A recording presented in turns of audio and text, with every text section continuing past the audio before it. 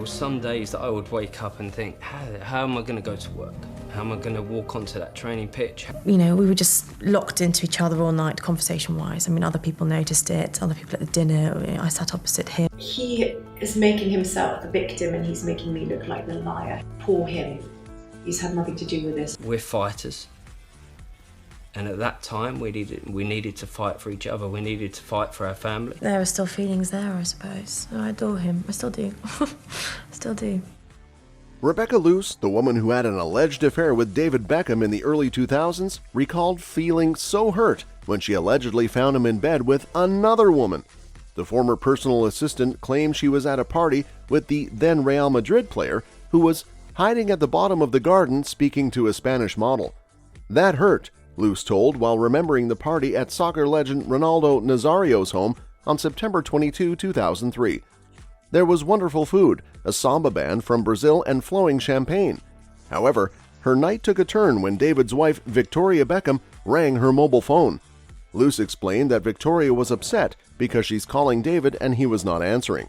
She then continued that she told her she didn't know where he was, and she says, "Don't hang up, go and find him." So it was a bit awkward for her, but then she went into the house and up the stairs, and she saw David's two bodyguards outside a door. The Dutch beauty told the soccer star's security that his wife was on the phone, and one of the bodyguards promptly disappeared inside the bedroom. Loos alleged, "When he comes back, David is with him. I can see the model in the background lying on the bed. I can see it's a bedroom." I was fuming, and I just looked at him, gave him the phone and said, "Your wife." The former England captain allegedly spoke quietly to the Spice Girls superstar before handing his phone back to Loos. Loos said she was so hurt. She continued that, "It was just this awful feeling, and I thought to myself, you stupid fool. But he had me. He had his claws into me, and I was at his beck and call."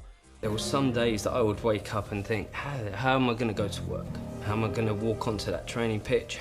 But yeah, I mean, I'm one of these people, you know, when someone kicks me, you know, I try hard to get up again. We sneaked round the back of the beefeater car parks and sat with each other for hours. You know, we were just locked into each other all night, conversation-wise. I mean, other people noticed it, other people at the dinner. I sat opposite him. So we just found a way of keeping it quiet. We met in car parks. I drove down to London to see her on a day off. I was on my own in the room, and it was very depressing, and it was very hard. I get a text from the bodyguard, the Spanish bodyguard. "Are you texting David right now?" He texts me, "Stop." Loos first revealed her alleged affair with the married athlete in a Bombshell 2004 interview. She told at the time, "You have got to remember he's a married man. What if he is at lunch with Victoria? You have to wait for him to come to you." However, David denied Loos's allegations, along with several other women who claimed they were romantically involved with the Inter Miami co-owner while he was married. David said in Netflix's Beckham documentary, which was released earlier this month, that he doesn't know how they got through it all, in all honesty. He added that Victoria is everything to him, and to see her hurt was incredibly difficult, but they're fighters. He said they needed to fight for each other and for their family, as what we had was worth fighting for. "She's not to talk to you directly." And he texts me back and says, "We don't have to tell anyone." It was the hardest period for us because it felt like the world was against us.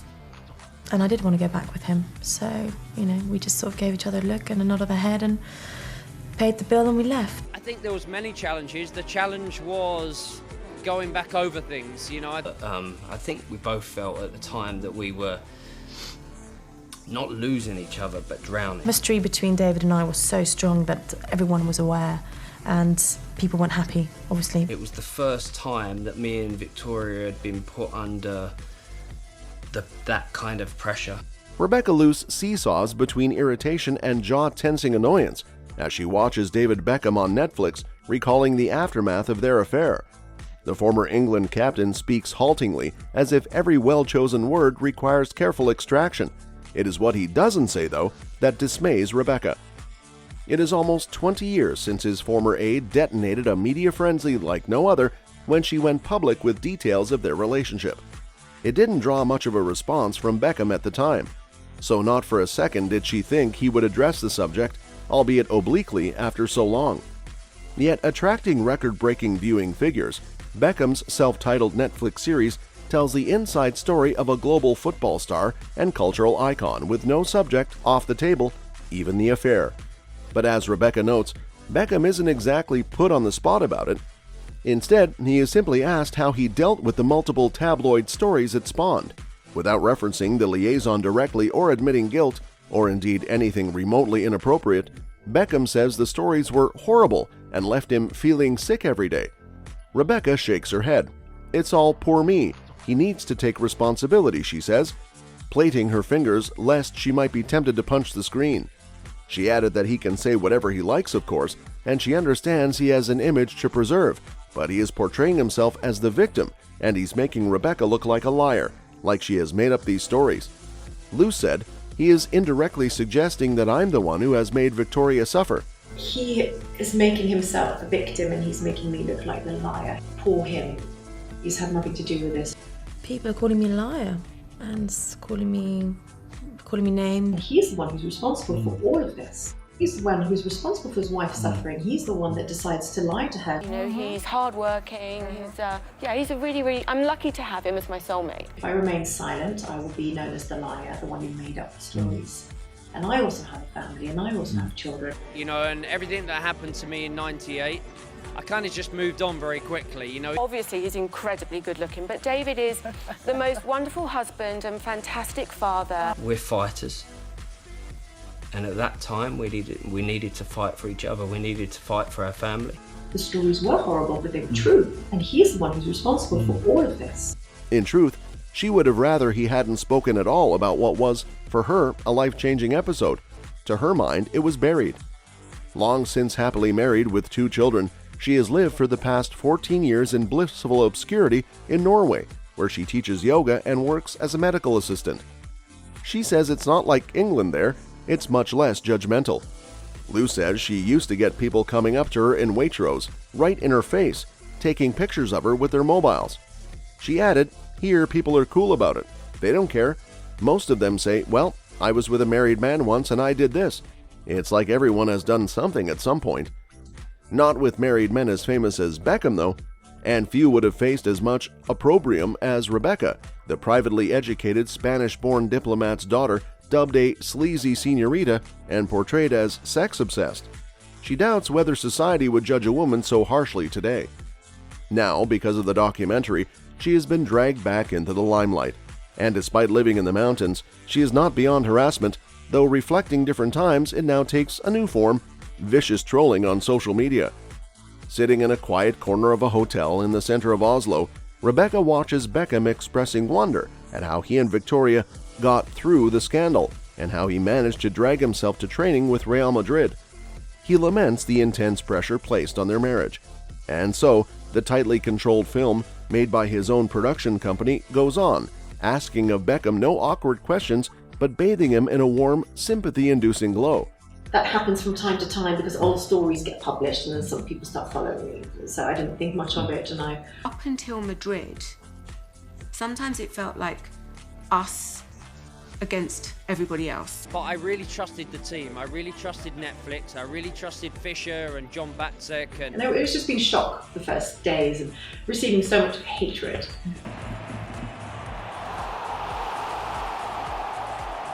You know, we tried to get away for a few days just to sort of be together and be away from everything. And there was some horrible stories. I went to visit him at his hotel room before a match and I was very excited to see him. So I was responsible for looking after Victoria that weekend. David was going to be whisked off to the football stadium to sign the contract. Seeing his wife hurt, he says, was incredibly difficult. His eyes moisten. Rebecca has seen enough and turns away. This, in fact, is her second viewing. Rebecca said that, yes, the stories were horrible, but they're true, and he talks in the documentary about this ultimately being his private life, shutting it down. She said she thinks it's one thing to keep your private life to yourself, it's another thing to mislead the public. And so many people had forgotten about all of this.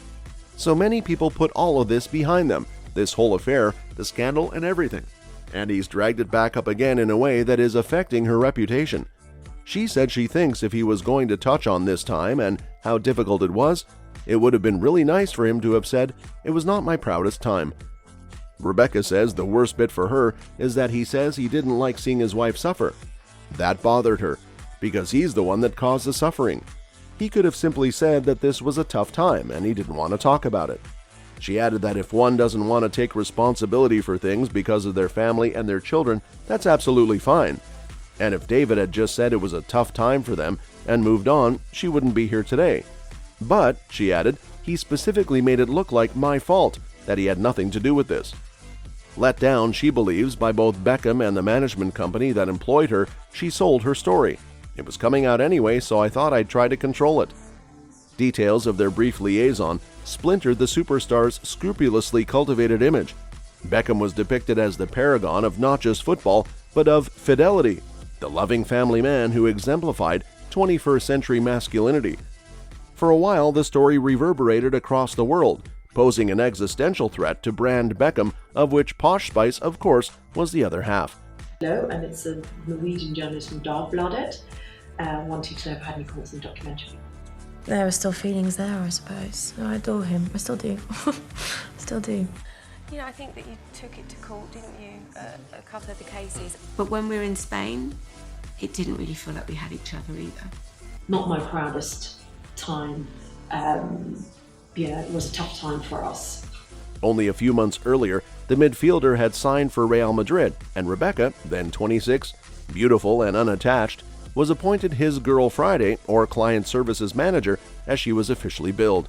Since the age of 15, Beckham had spent his career safe in the bosom of Manchester United. Now, alone in a strange city, 800 miles from Victoria and their two young sons, Brooklyn and Romeo, who remained in England, he was relying heavily on Rebecca, who helped him navigate his new landscape. In a short time, Beckham, she says, developed a soft spot for her, which was reciprocated. Sometimes he secretly tried to hold her hand as they motored through Madrid, and when they had lunch with the rest of his entourage, he would, she says, press his sandal toes against her own. She says, "It took me a long time to decide whether to speak about this today. If I remain silent, I will be known as the liar, the one who made up the stories. And I also have a family, and I also have children, and they also have Google, and they can also watch documentaries. And I want them to know that their mother was brave enough to stand up against them and to stand up for the truth." That's all for this video, folks. See you next time.